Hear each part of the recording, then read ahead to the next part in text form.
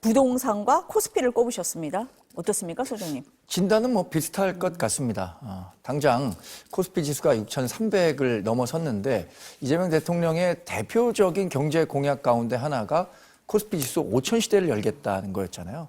이게 다소 상징적인 의미에서의 5,000이라고 생각했는데 이 반도체 슈퍼사이클, 나아가서 메가사이클과 엇물리면서 실제로 주식시장이 크게 반응을 했고요.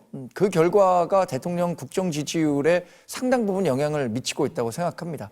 여기에 부동산 시장과 관련해서 단기적 성과와는 별개로 이재명 대통령이 어쨌든 SNS 메시지를 계속해서 내고 있는데 뭘 하려고 하더라도 열심히 하려고 하는구나. 이런 태도를 좀 국민들께서 평가한 것 같아요.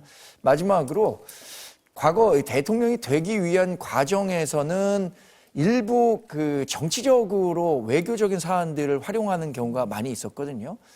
예를 들어서 일본 문제라든가 중국과의 관계 설정 이런 문제들이었는데 일본과 과거보다는 미래 쪽으로 나아가겠다라는 지속적인 메시지 내고 있고요.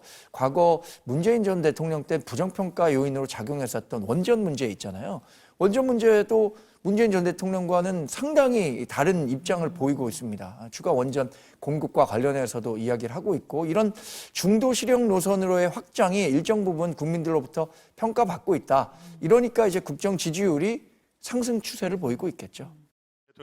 최근 이재명 대통령에 대한 국정 지지도 상승에 부동산 경제정책과 관련한 평가가 주요하게 영향을 끼쳤다는 조사 결과가 나왔습니다. 한국갤럽이 지난 24일부터 26일까지 전국 만 18세 이상 유권자 1,000명을 대상으로 조사한 결과 이 대통령의 직무 수행에 대한 긍정평가는 64%, 부정평가는 26%였습니다.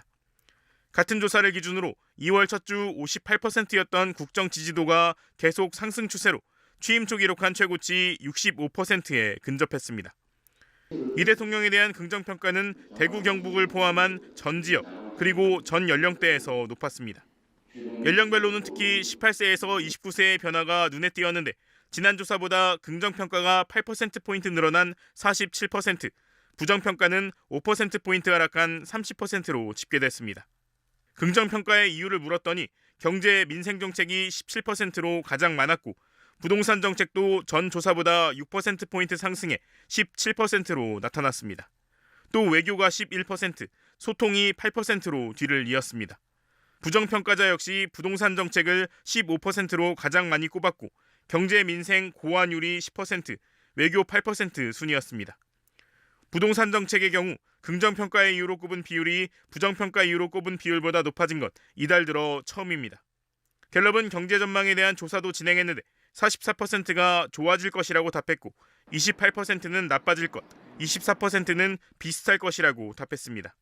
갤럽은 2달 연속 낙관론이 늘고 비관론은 줄어들었다며 전월 대비 보수층과 국민의힘 지지층에서도 경기 낙관론자가 늘었다고 분석했습니다.